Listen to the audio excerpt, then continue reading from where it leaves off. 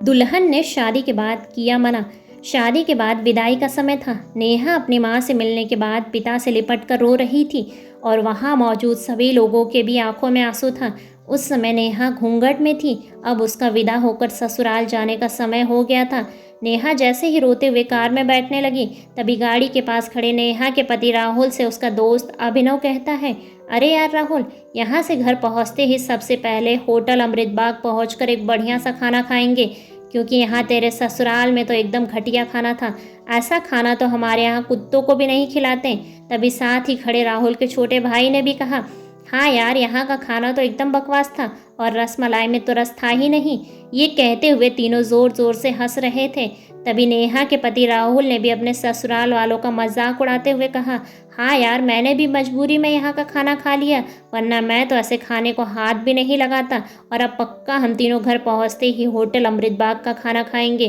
अपने पति के मुंह से ऐसी बातें सुनकर नेहा कार में बैठते बैठते रुक गई और उसने गुस्से में सबके सामने अपना घूंघट हटाकर कार के दरवाजे को जोर से बंद किया और आंखों में आंसू लिए नेहा अपने पिताजी के पास चली गई और उनका हाथ पकड़कर उनसे ये कहा, पिताजी, मैं ससुराल नहीं जाऊंगी, मुझे ये रिश्ता बिल्कुल मंजूर नहीं है।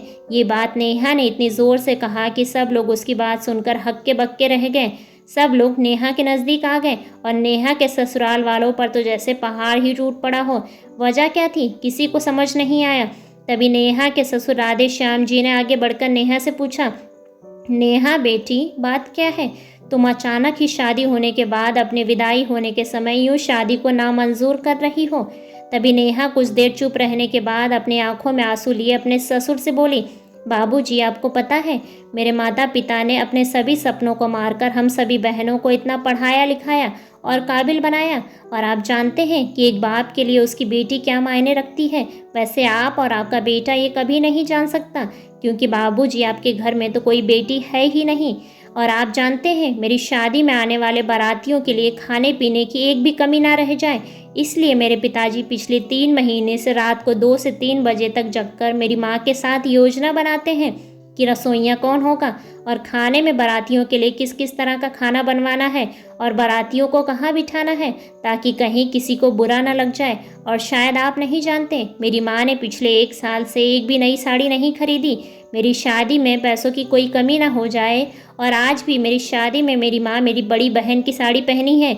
और ये तो कुछ भी नहीं, मेरे पिताजी भी 150 रुपये की शर्ट के नीचे कई छेद वाली बनियान पहनकर खड़े हैं, और ये सब सिर्फ इसलिए ताकि मेरी शादी में कोई कमी ना रह जाए। लेकिन इतनी मेहनत करने के बावजूद भी आज इस शादी में आपके बेटे को रोटियां ठंडी लगी, उसके दोस्त को पनीर बकवास लगा और मेरे देवर जी को रसमलाई में रस मिला ही नहीं। और तो और मेरे पति राहुल जी तो कह रहे थे, वो तो ऐसे खाने को हाथ भी नहीं लगाते, बस उन्होंने तो मजबूरी में खाना खा लिया था। अगर सब कुछ इन्होंने मजबूरी में ही खाया था तो इनकी क्या गारंटी है, मुझसे शादी भी ये अपनी खुशी से कर रहे होंगे। कल को राहुल जी ये भी कह सकते हैं कि मुझसे भी इन्होंने मजबूरी में ही शादी की है।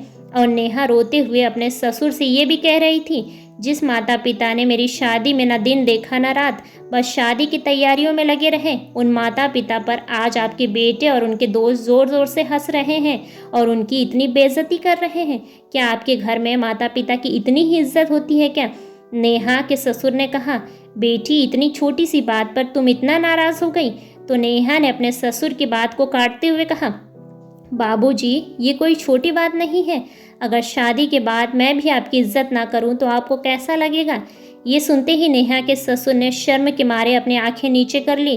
तभी नेहा ने कहा, लेकिन बाबूजी, आप चिंता मत करिए, हमारे अंदर हमारे अच्छे माता पिता के संस्कार हैं। किसी की बेइज्जती करना, ये सब हमारे माता पिता ने हमें कभी सिखाया ही नहीं है। ये सुनते ही नेहा के पिता दया शंकर जी ने आंखों में आंसू लिए अपनी बेटी को गले लगा लिया और उससे कहा, बेटी, मुझे गर्व है कि तू मेरी बेटी है, और अब तू शांत हो जा। बेटी, तुझे मेरी कसम, इन्हें माफ़ कर दे और खुशी खुशी अपने ससुराल चली जा। तभी नेहा का पति राहुल भी नेहा के पिताजी और नेहा से हाथ जोड़कर माफ़ी मांगता है और ये कहता है, बाबूजी, मुझे माफ़ कर दो, सारी गलती मेरी है, लेकिन आज आपकी बेटी ने मुझे एक पिता की इज्जत करना सिखा दिया और आज के बाद मैं हर किसी के माता पिता की हमेशा इज्जत करूँगा।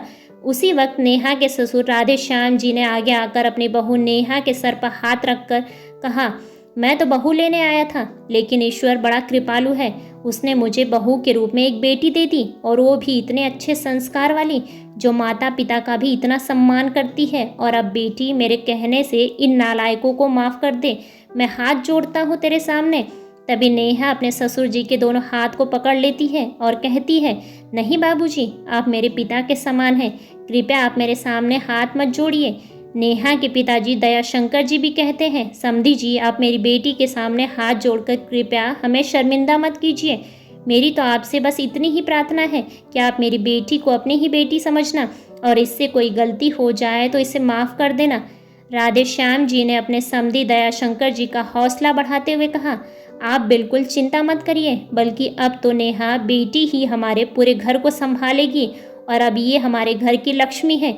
ये सुनकर नेहा के पिताजी बहुत खुश हो जाते हैं और अपनी बेटी को खुशी खुशी विदा कर देते हैं। और नेहा अब राजी खुशी अपने ससुराल रवाना हो जाती है और अपने पीछे छोड़ गई थी आंसुओं से भीगी हुई अपने माँ और पिताजी की आंखें, और अपने पिता का वह आंगन, जिस आंगन में कल तक वह खूब हंसती खेलती थी। आज से इस आंगन की चिड़िया उड़ गई थी। तो दोस्तों, बेटियां माँ बाप का अभिमान होती हैं, और माँ बाप अपनी छाती पर पत्थर रखकर अपनी प्यारी बेटी और अपने जिगर के टुकड़े की शादी करके विदा करते हैं। इसलिए दोस्तों, एक बाप अपनी बेटी की शादी करके वैसे ही उससे दूर हो जाता है, और हमें उसका अपमान करके उन्हें और ज़्यादा कभी दुखी नहीं करना चाहिए। ऐसे ही बेहतरीन वीडियो पाने के लिए वीडियो को लाइक और चैनल को सब्सक्राइब करें, और अपने विचार कमेंट्स बॉक्स में कमेंट्स करके हमें ज़रूर बताएं। धन्यवाद।